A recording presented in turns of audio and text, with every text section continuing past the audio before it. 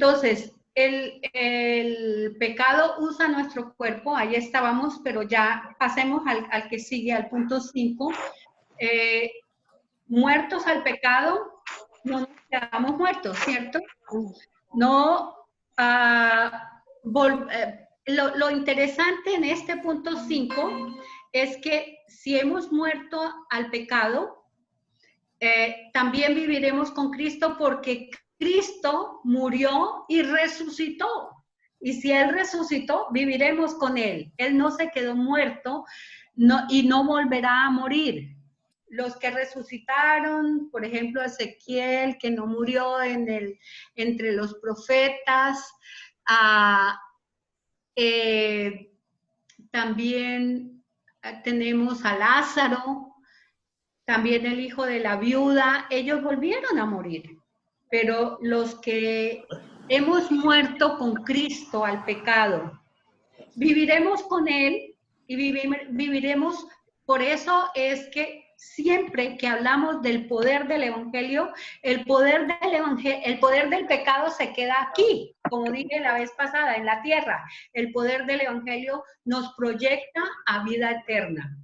Y porque Él ya no muere más, murió una vez por todas y vive para Dios y ya no va a volver a morir. Entonces, la garantía de vida para nosotros es permanente. Aunque este cuerpo se va desgastando, el espiritual va creciendo en esperanza, porque la vida eterna es muy esperanzadora. Porque primeramente os he enseñado lo que asimismo recibí, que Cristo murió por nuestros pecados conforme a las Escrituras, que fue sepultado, que resucitó al tercer día conforme a las Escrituras. No se quedó en la tumba. Y cuando leemos Hechos capítulo 1, sabemos que ascendió y que va a regresar. Y conocemos lo que va a hacer el Señor.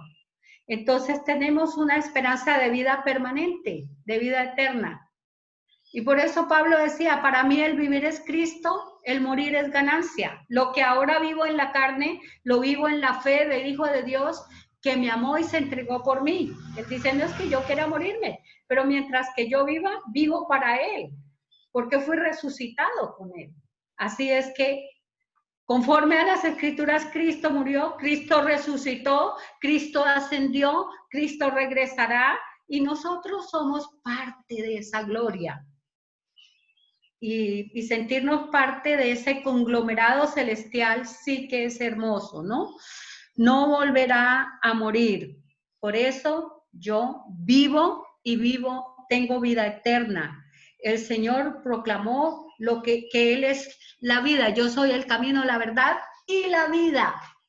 En el Evangelio de Juan cada vez encontramos que Él es la vida, porque en Él hay vida. Él es el pan de vida. Él es la vida, Él es el camino y Él es la verdad verdadera. No hay otra creencia, no hay otra forma de culto, no hay otra manera de agradar a Dios que acercarnos por medio de Jesucristo y ser justificados por la fe. Ese es el camino y no hay otra manera. No nos podemos saltar el paso de la justificación por fe tampoco. Luego pasamos al punto 6. Luego tenemos que asumir esta verdad. Es una verdad que tenemos que asumirla. Vosotros considerados muertos al pecado, pero vivos para Dios en Cristo Jesús, Señor nuestro. Entonces, no es algo que nos han contado, es algo que asumimos y que empezamos a vivir. Tenemos que reconocer nuestras propias debilidades, ¿no es cierto? Tenemos que ponernos en guardia, porque Él no nos va a librar de las debilidades de la carne. Estamos libres del poder del pecado en nuestra carne, pero las debilidades de la carne siguen ahí. Y el pecado sigue alrededor y sigue teniendo una influencia tremenda y sigue buscando la manera. El pecado, el enemigo nuestro, casi nunca hablamos de nuestro enemigo, el diablo, pero todos ellos están en el mundo, son parte del mundo, son parte del reino del pecado y están asediando al cristiano. Pero yo tengo que asumir ese compromiso de que ya no reina el pecado en mi carne, mi cuerpo está libre del poder del pecado, aunque tenemos que no permitir al enemigo que use nuestros sentidos. ¿Cómo usa el enemigo la mente del cristiano? ¿Cómo le presenta el enemigo? Sea nuestra carne o sea el enemigo, el diablo, ¿cómo nos presenta al mundo tan atractivo muchas veces? El negocio, los placeres, todo el pecado, ¿no?, que hay en el mundo. El cuerpo es blanco de sus dardos y nuestros miembros no los podemos presentar como parte del pecado. Ese es el punto 7. Si asumimos el compromiso que dice acá, no reina el pecado en vuestro cuerpo mortal, de modo que no obedezcáis al pecado, ni a sus concupiscencias, ni tampoco presentéis vuestros miembros al pecado como instrumentos de iniquidad, sino presentaos vosotros mismos a Dios como vivos de entre los muertos y vuestros miembros a Dios como instrumentos de justicia. Eso es increíblemente hermoso. Ahí ya. Y es que el Espíritu mismo nos dice, no, tú le perteneces a Dios, guarda tu mente en santidad, guarda tus ojos en santidad. El pecado no se puede enseñorear de nosotros, porque no estamos bajo la ley, estamos bajo la gracia. No tiene dominio sobre nosotros, perdió su hegemonía y perdió su poder y perdió el dominio cuando Cristo murió en la cruz del Calvario por nosotros. Mire toda esa extensión de gracia que hay en Dios. El pecado no puede volver a enseñorearse de nosotros, pero nosotros, al tener a Cristo en nuestro corazón, debemos ofrecernos a Dios como instrumentos de justicia. Ese es parte de ese compromiso que asumimos. Asumimos que estamos muertos al pecado, asumimos también que somos capaces de controlar con el Espíritu de Dios a nuestro favor, ¿cierto? Él usa nuestra voluntad también. La palabra de Dios a nuestro favor también.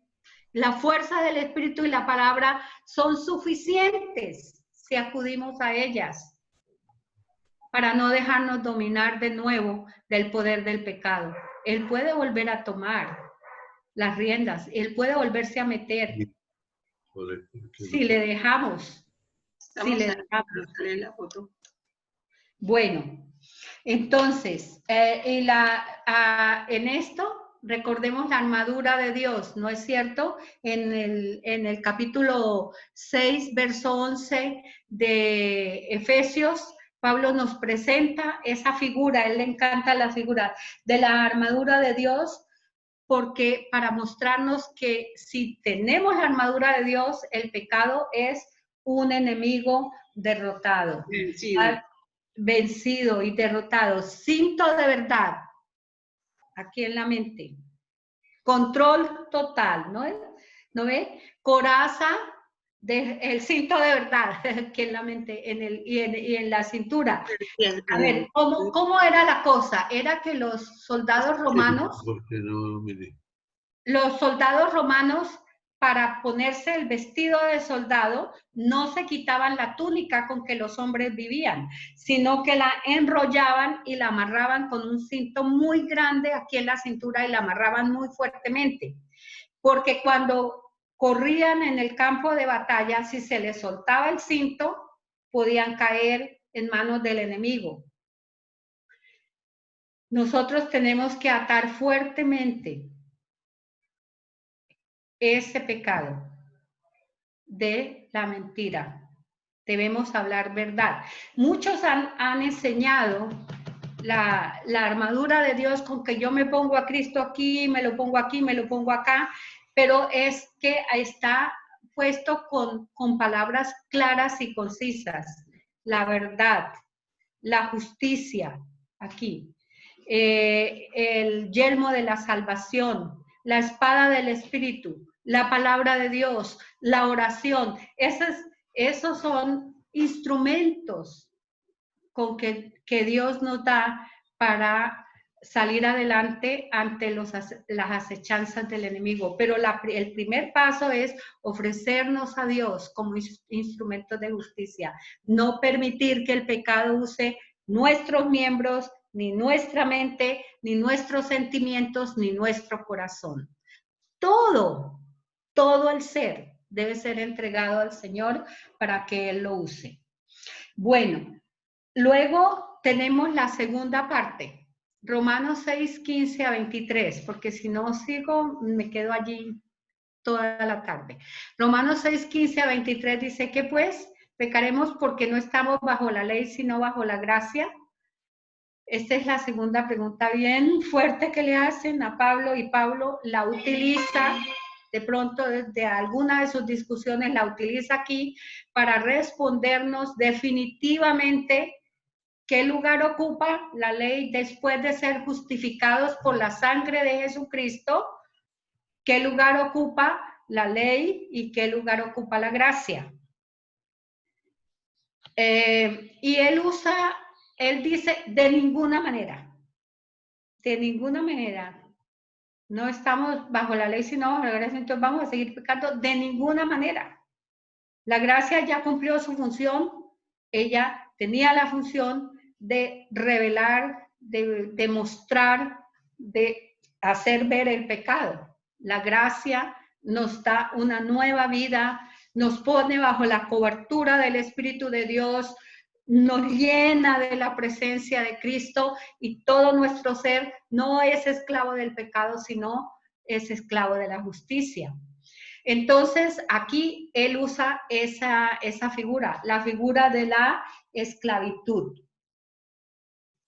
En el primer punto nosotros vamos a ver con respecto a la esclavitud, y me gustaría hacer un recorrido histórico sobre lo que era la esclavitud, pero yo creo que todos los que estamos en esta clase más o menos tenemos la idea cómo fue el tiempo de la esclavitud. Y en el tiempo de la esclavitud todavía pasan algunas series sobre cómo se trataban a los esclavos y cómo era ser esclavo. Era que si alguien se sometía o era vendido a alguien como esclavo, ¿qué tenía que hacer? Que era la primera cosa que indicaba su sometimiento. Lo que indicaba su sometimiento era la obediencia, ¿no es cierto? Y cuando nosotros nos sometemos a la ley y al pecado, somos esclavos del pecado y somos esclavos de la ley. ¿No es cierto? Y la paga del pecado es ¿qué? Muerte. Y la justicia, la obediencia al Señor nos hace justos delante de Él, y entonces somos obedientes para justicia. Entonces, no sabéis que si os sometéis como esclavos para obedecerle, sois esclavos de aquel a quien obedecéis. Por eso allá digo, la entrega hace siervo a quien se entrega. El que se entrega al pecado es siervo del pecado. El que se entrega y es justificado por la fe en Cristo Jesús se hace obediente al Señor para justicia. O sea, nosotros nos entregamos, pero el compromiso es obediencia. Cuando decimos me entregué al Señor, el mismo hecho que estoy diciendo, me entregué, ¿qué quiere decir? Que obedezco. Entonces no se compadece. Un cristiano, una persona que diga que ha entregado su corazón a Jesús y hace lo que le da la gana, vive como quiere y hace lo que quiere. No, porque si nos hemos entregado es para obediencia, para justicia. ¿Cuál es el segundo punto entonces? Ya no vivo yo, Cristo vive en mí, entonces yo no puedo seguir pecando. El segundo punto, hay un intercambio de esclavitudes, ¿cierto? Versos 16 y 17. Éramos esclavos del pecado y ahora somos entregados a Dios y libertados del pecado para ser siervos de la justicia. Noten cómo actúa la justificación en esto, y es casi, está como volviendo a decirnos lo que ya nos ha dicho en la primera parte de morir y resucitar, pero aquí está hablando entonces cómo nos libramos de la ley. Nos libramos de la ley que nos esclavizaba al pecado. ¿Por qué? ¿Por qué nos esclavizaba el pecado? Porque todo el tiempo nos decía, mire, no haga esto, y nuestra carne lo hacía peor. Pero si somos realmente justificados por la sangre de Cristo, somos libertados del poder del pecado y nos hacemos siervos de la justicia. Entonces nos libramos de un amo y nos hacemos siervos del otro. Era muy interesante porque a una persona que era comprada como esclavo se la obligaba a obedecer. Pero había una forma de ser siervo en el cual el amo le decía, tú puedes, escuchen esto, tú puedes irte si quieres o quedarte conmigo. Entonces el siervo decía, no, yo no me quiero ir, no sé a dónde ir, no tengo, mejor me quedo contigo porque eres una persona que me brinda protección, ayuda, seguridad, techo, comida, todo lo que necesito. Entonces decía, bueno, deme una señal, y se hacía un roto en la oreja, le horadaban la oreja. Entonces era un siervo voluntario. Por eso es que aquí no habla de esa esclavitud en que somos obligados por el pecado a hacer las cosas del pecado. Porque cada vez que se baja más en la cadena del pecado, se va más hondo y más hondo y más hondo. Tanto que David dijo alguna vez, Señor, tú me sacaste del hoyo y del cieno, del lodo cenagoso. Me sacaste de allí, Señor. Es por eso, porque el pecado nos obliga, nos empuja hacia abajo. Mientras que el ser siervo del Señor nos hace rendirnos a Él, porque Él es solo amor y solo gracia. Nos hacemos siervos de la justicia. Y en esto de la esclavitud y la libertad hay un antes y un después. Dice, bueno, Pablo trata como de disculparse si ha dicho alguna cosa pesada, dice, hablo como humano por vuestra humana debilidad, que para iniquidad presentasteis vuestros miembros para servir a la inmundicia y a la iniquidad, hacia ahora para santificación presentáis vuestros miembros para servir a la justicia. Y esto es bien interesante. Lo que antes hacíamos para servir al pecado, para usar nuestros miembros como algo que nos denigra a nosotros mismos. Porque aunque aparentemente hayamos hecho las cosas para nuestro bien, con el pasar del tiempo nos damos cuenta que lo que nos hemos hecho es un mal. Si tenemos en nuestra vida el concepto de la vida eterna y de Cristo como nuestro Señor, tenemos que ahora presentar nuestros miembros para ser santificados. Y la santificación habla de ponerlos al servicio del Señor. Presentamos nuestros miembros para ser santificados y para ser instrumentos de justicia. Cuando éramos esclavos, éramos sin fruto. Cuando estábamos en pecado. Cuando somos santificados, tenemos fruto, ¿no es cierto? Yo anoté 4 cosas de ser esclavos del pecado. Somos libres en cuanto a la justicia. O sea, la justicia ordinaria no dice nada, ni tampoco, y Dios espera que el hombre se arrepienta. Entonces se hace libre, ¿no? Yo puedo hacer lo que yo quiera. Y eso es lo que cada persona en la calle o a quien le hablamos de Cristo proclama. Yo puedo hacer lo que yo quiera. ¿Cómo me voy a someter a que alguien maneje mi mente y mi corazón? Pero si es Dios mismo, ¿por qué no someternos? ¿No es cierto? Entonces éramos libres en cuanto a la justicia, éramos sin fruto, el pecado nos causaba vergüenza y muerte. Pero en una vida de ser esclavos de Dios, somos libertados del poder del pecado, nos hacemos siervos de Dios, tenemos como fruto nuestra santificación y el fin de todos es la vida eterna. Ay, eso es muy lindo. Ese es un antes y un después, ¿no? Antes sin fruto, ahora con el fruto de la santificación. Por eso es que el fruto del Espíritu y las obras de la carne y el fruto del Espíritu que están en Gálatas pueden verse aquí bien claramente, en el antes y después. Las obras de la carne es una larga lista de pecados y el fruto del Espíritu es amor, gozo, paz, paciencia, benignidad, bondad, fe, mansedumbre, templanza. Contra estas cosas no hay ley, porque la ley ya no tiene derecho sobre lo que es el fruto del Espíritu. Entonces tenemos que renunciar a las obras de la carne. Tenemos que renunciar al pecado como tal. Entonces, en ese intercambio, en ese antes y después, tenemos que renunciar a las obras de la carne y tenemos que seguir tras el fruto del Espíritu Santo que nos lleva a la santificación.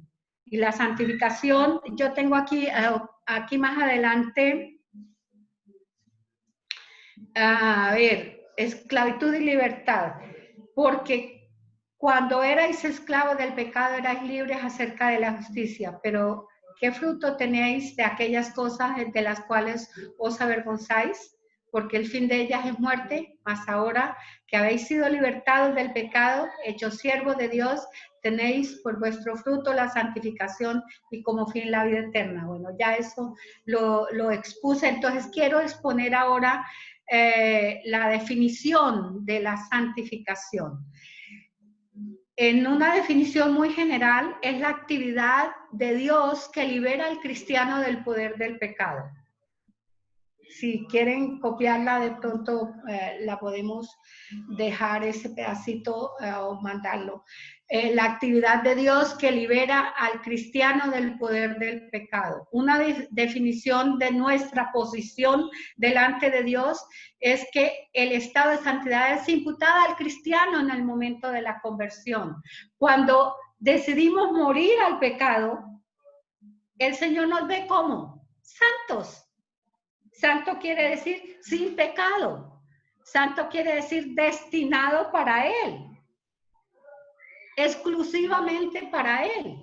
Entonces es una definición de nuestra posición en Cristo. Es el estado de santidad imputada al cristiano en el momento de su conversión. Progresivamente, también hay una progresión de la santidad. Es el proceso que lleva a cabo nuestra vida diaria por el cual somos conformados a la imagen de Cristo. La imagen de Cristo se va formando en nosotros. Recuerde que la imagen de Dios que Él puso en el hombre en la conversión se degradó, se marchitó, y es la vida nueva en Cristo, y es la santidad o la santificación la que progresivamente va formando en nosotros otra vez esa imagen. Y la definición plena de santificación es la que vamos a tener en la gloria. En la gloria seremos transformados de gloria en gloria hasta la imagen de su Hijo, dice así. Dice Juan, amados, ahora somos hijos de Dios y aún no se ha manifestado lo que hemos de ser, pero sabemos que cuando Él se manifieste, seremos semejantes a Él porque le veremos como Él es. Entonces, esa es la definición plena de santificación, cuando estemos con Él. Pero comienza con esa concepción de ser santos que tenemos, por lo cual nos entregamos al Señor, que Él puede limpiarnos del poder del pecado. Sigue con una posición que nos da la obra de Cristo en nosotros, y luego hay una definición progresiva que nos lleva paso a paso, por la obra del Espíritu Santo a conformarnos a la imagen de Cristo, hasta el varón perfecto, según Efesios y según Juan, hasta que se manifieste lo que hemos de ser, porque seremos semejantes a Él. Imagínense eso, seremos semejantes a Él. Entonces, aquí 2 veces nos habla de la santificación. Pues sí, es que la justificación, que es de lo que estamos hablando en general, la justificación, que es la paz con Dios y el ser reconocidos justos delante de Dios por la obra de Cristo en nuestro corazón, nos lleva a la santidad y nos lleva a la santificación. Por eso cada uno tiene que cerrar sus ojos y pensar, cada hermano en Cristo es santo para Dios. Está, en términos generales, porque Dios con su poder le ha librado del poder del pecado. Y si él se compromete con Dios, va a seguir una vida de santidad. Entonces, definición progresiva y luego la santificación plena. A mí me parece muy completa esta definición para que nosotros la aprendamos también y la tengamos. Y la conclusión que tenemos de este capítulo 6, la tenemos en el último versículo. Y otra vez vuelve a retacar como la misma cosa que ha dicho allá, ¿no? Porque la paga del pecado es muerte, mas la dádiva de Dios es vida eterna. Allá dice, todos pecaron, están destituidos de la gloria de Dios, sin nada que hacer. Pero ahora el regalo que Dios nos ha dado es que tenemos vida nueva en Él. Todo nuestro ser le pertenece, hemos muerto al poder del pecado, Él no se va a enseñorear más de nosotros mientras nosotros no se lo permitamos, y tenemos vida eterna en Cristo Jesús, Señor nuestro. No es una vida pasajera aquí, es que la vivimos aquí a plenitud, pero la vamos a disfrutar con Cristo en la gloria. Entonces, las preguntas pertinentes, ¿a quién sirves? ¿A quién perteneces? ¿A quién hemos muerto y para quién vivimos? Señor, te damos muchas gracias por la obra tuya en la cruz del Calvario. Si no fuera por eso, ¿quién sabe qué sería de nosotros? ¿Qué estuviéramos haciendo? ¿Cuántas cosas difíciles estuviéramos viviendo, Señor? Gracias porque nos encontraste, nos libraste. Nos hiciste morir a la obra y al poder del pecado y tenemos una nueva vida en Cristo Jesús. Y esta tarde, como clase que hemos visto este capítulo, queremos reanudar, Señor, ese compromiso contigo, que tú eres nuestro Señor y que no vamos a presentar nuestros miembros como utilidad para el pecado, como sirvientes del pecado, sino vamos a servirte a ti para justicia y santidad y verdad, y para que el mundo sepa que hay una nueva manera de vivir, que hay una mejor manera de vivir, y para que el mundo sepa que el Hijo de Dios puede amar a los demás como tú nos amas y como nos amamos a nosotros mismos. Señor, ayúdanos a vivir este evangelio de justicia, ayúdanos a vivir este evangelio de relación contigo, ayúdanos a vivir este evangelio de santidad hasta llegar a la santidad plena. Gracias por tu palabra en Cristo Jesús. Amén. Bueno, ¿qué tienen para decir? Ya han dicho muchos en sus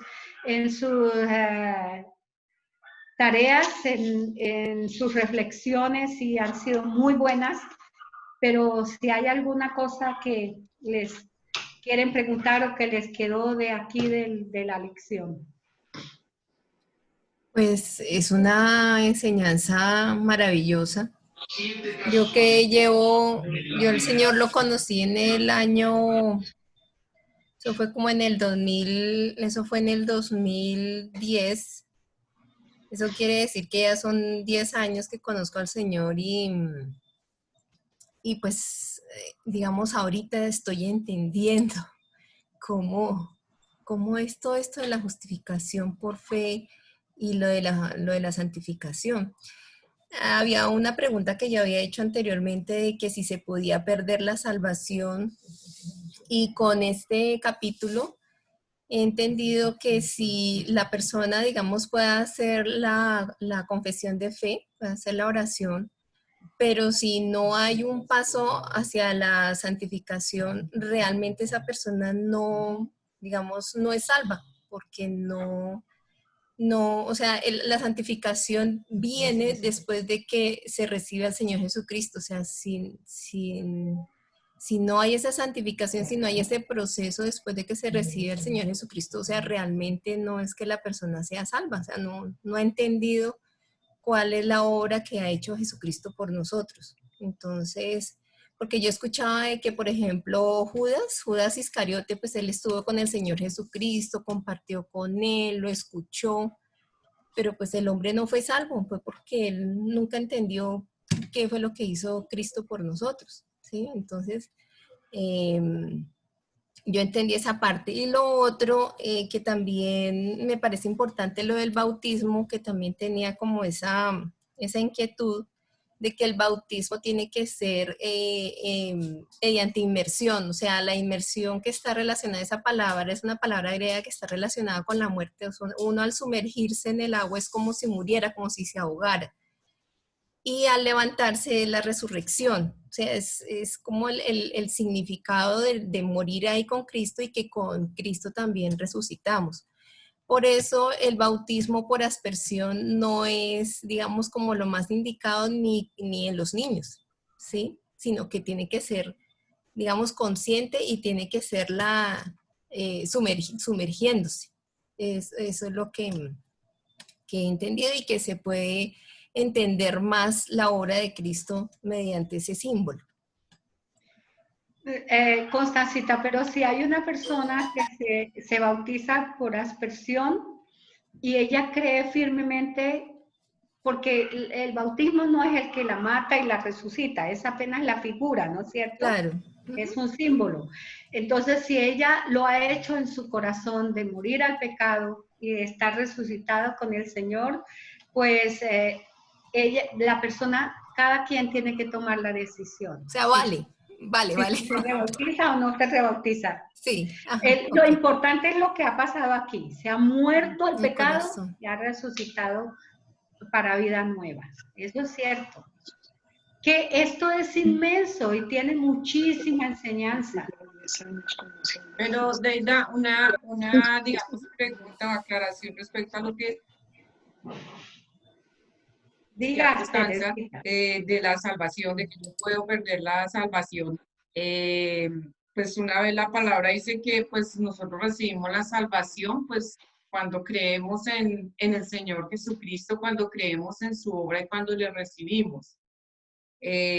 Yo no sé, pero pues no se pierde la salvación. Lo que pasa es que sí vamos a ser juzgados por el Señor, pero no vamos a ser condenados a muerte eterna. O sea, los que hemos creído y los que hemos creído no vamos a perder ya esa salvación, pero pues sí vamos a ser juzgados por el Señor, pero no condenados a muerte eterna.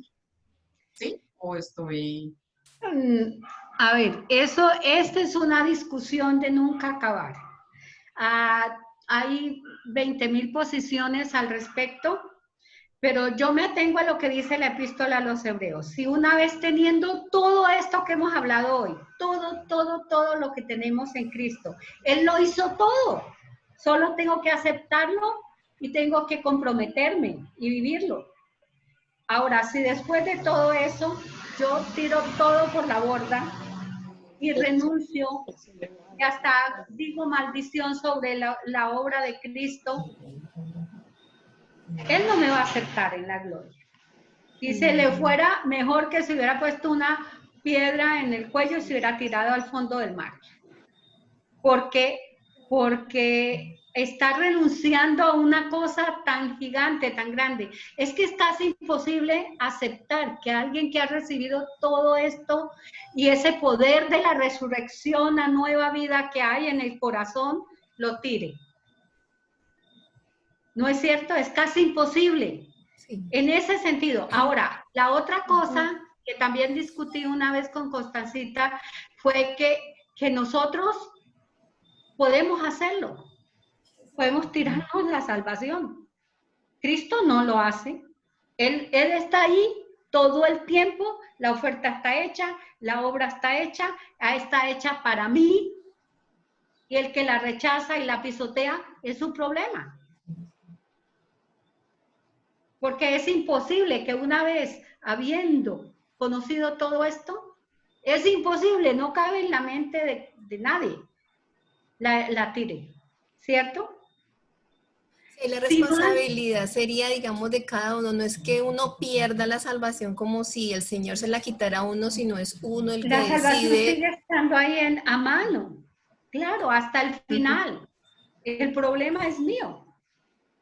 Total. Y yo no tengo que tener miedo, porque yo, si me he comprometido con el Señor, Él no me va a fallar.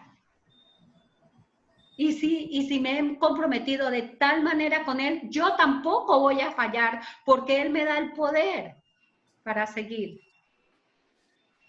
Entonces, por eso es que entre los cristianos nosotros nos creemos, ¿cierto? El uno al otro. Sabemos que el otro es santo para Dios y este también, y les decimos mis hermanos en la fe. Pero habrá alguien que ha estado toda la vida y ni siquiera ha entendido esto, ni siquiera ha recibido al Señor. Eso es, el problema es cada quien. Pero la salvación, el Señor nunca la retira. Es cada quien que se compromete, por eso hablamos hoy de asumirla y comprometernos. ¿Qué tal, Teresita? Pues sí, pero de todas maneras, o sea, si fuera por nosotros, porque es que podría eso ser mal interpretado, que entonces yo tengo que luchar y luchar y luchar y luchar y se puede volver en un cansancio porque obviamente yo nunca voy a ser perfecta, ¿no? Entonces, pues yo ya, precisamente lo que miramos, lo que vimos es que ya la obra la hizo el Señor Jesucristo. Y cuando yo recibo su bautismo, pues ya tengo esa transformación, empiezo a tener ese cambio, esa transformación.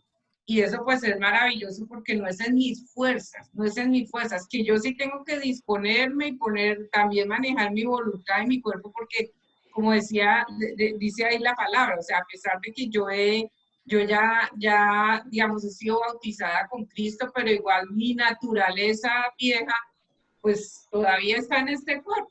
Entonces ese cuerpo también puede eventualmente tentarme, pero ya lo que es la salvación como tal, porque es que la salvación es como pues lo más grande, ¿no? Lo otro, pues sí, yo voy a como persona que estoy en el mundo, puede que yo cometa pecado,